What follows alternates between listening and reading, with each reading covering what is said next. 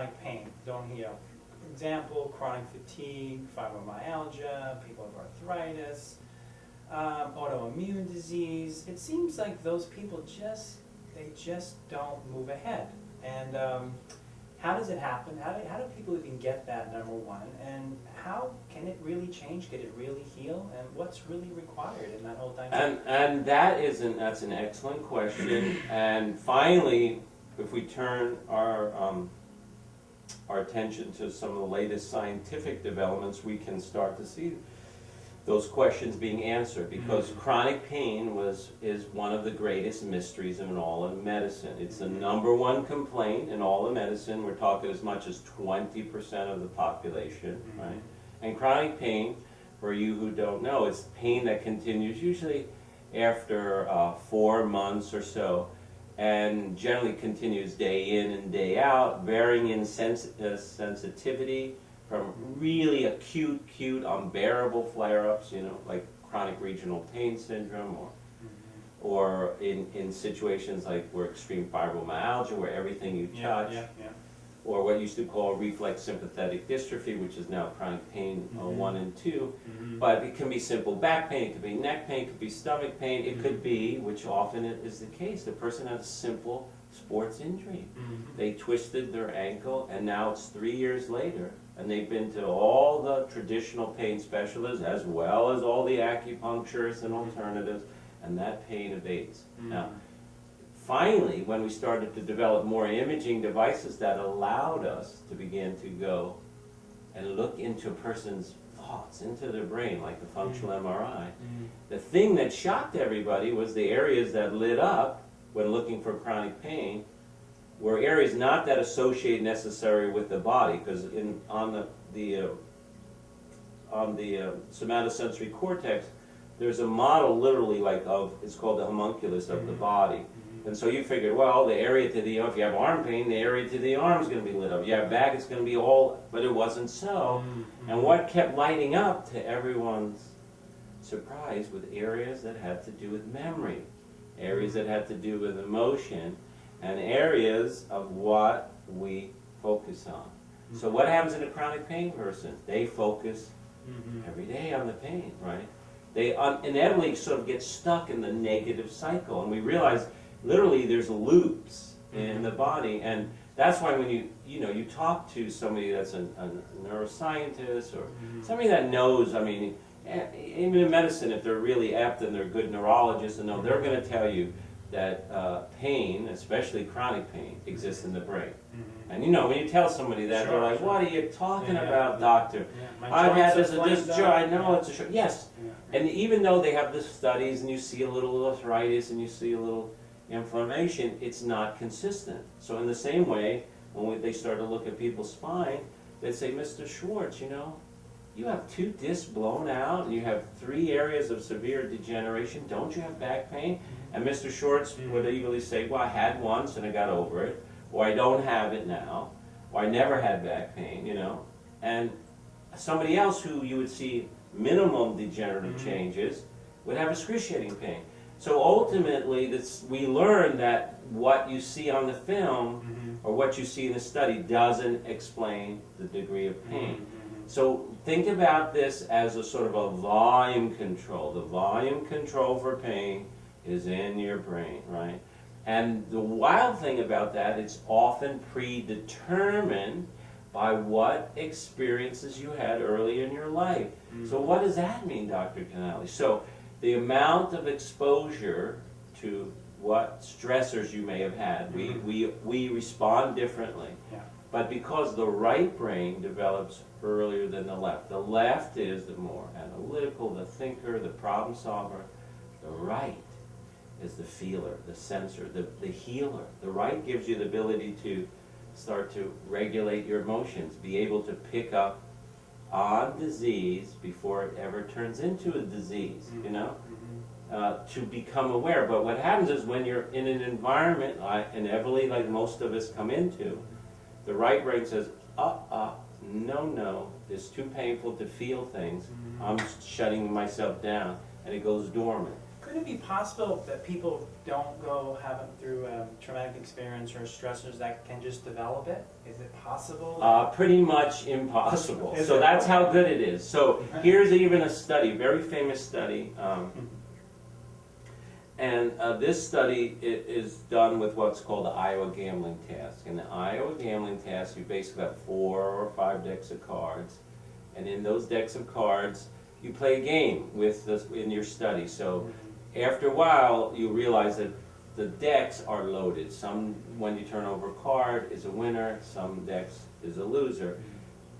The average person, after 40 or 50 tries, starts to realize, this game is loaded, I want a card from the right, And then you get rewarded for it. If you lose, you take it away. You know, scientists have to be empirical. So, but this is very, very important, what I'm going to tell you next. Yeah. The average person, after 40 or 50 tries, has a realization, has an awareness that the game is loaded. The chronic pain person never realizes the game is loaded. There's something missing, right? So that's good. So we said, okay, what's missing? This is the next big part. So these particular experiments were done by Antonio Damasio, who's did a lot with somatic markers and one of the world's leading neuroscientists. But so this is the next part's really, really important. So when you hook somebody up to a body-based marker, okay, a body-based, what we call somatic marker, but basically it's measuring the autonomic nervous system. In the same way, if you took a lie detector test, that measures the autonomic nervous system. So if you get upset about something and they ask you a question, it's fine. You start to sweat and it picks it up, or your blood pressure goes up, or your heart rate. All the things that are often related with stress disease are often dysregulations in the autonomic. And we've talked about that part before, sympathetic and parasympathetic. But get this. If you're hooked up to a body marker, which is measuring the autonomic nervous system, there is some part of us, some incredible part of us, that knows that we're making the wrong choice after only about 9 or 10 tries. I'm going to repeat that. Before your mind, before your brain, before your consciousness ever gets the truth, there's something that's felt inside. If you could get that, then you can understand the key and one of the most important ingredients about Unified is to reconnect that. Because it picks up, not when you're necessarily doing the right choice, it picks up when you're doing the wrong. And so what happened in the somatic marker, the body would all of a sudden pick up if you're going to the wrong card, way before the mind. Now get this, if you lose that ability, you're in big trouble.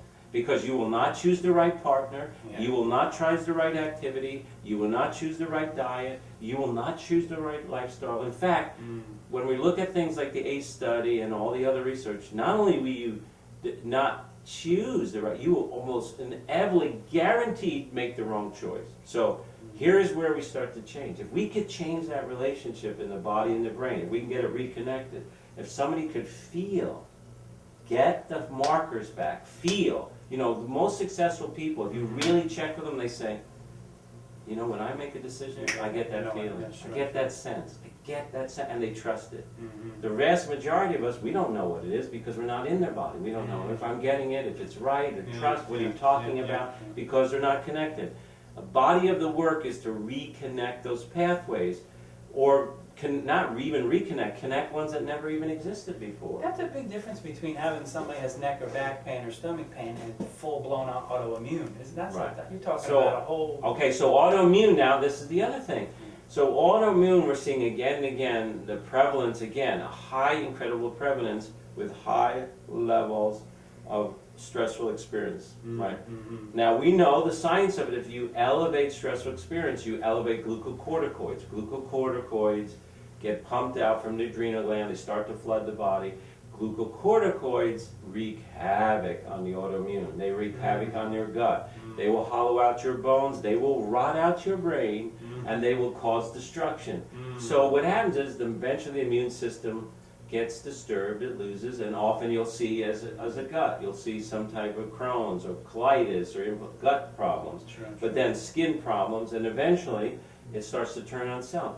And a lot of these cases, which is interesting, you could see some of the data, are often there's a lot of autoimmune like lupus and rheumatoid that are much more common in females. Yes. Just like when we look at post-traumatic stress.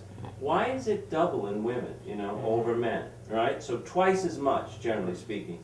And these diseases tend to be much more common in women. And the correlation that a lot of time there's some incidents of aggression or violence or sexual trauma or sexual abuse. I mean, an incredibly high incidence of. Now, we have to be, as good scientists, we have to realize that correlation doesn't mean causation. So just because these things happen doesn't necessarily mean that that's associated with it. That's right.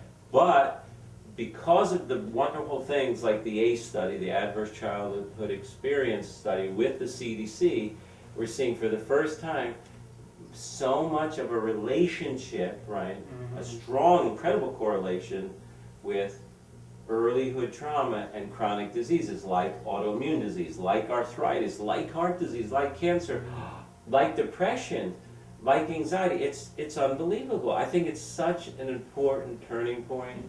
And for me, it's personal validation for, more than a quarter century of work, because I'm working in a very bizarre place, but I couldn't stop once you basically opened sort of Pandora's box, so to speak, and said, wait a minute, we may be onto the very nature of the human condition, and be able to affect the very nature of the human situation, whether it's suffering or opening the door of consciousness.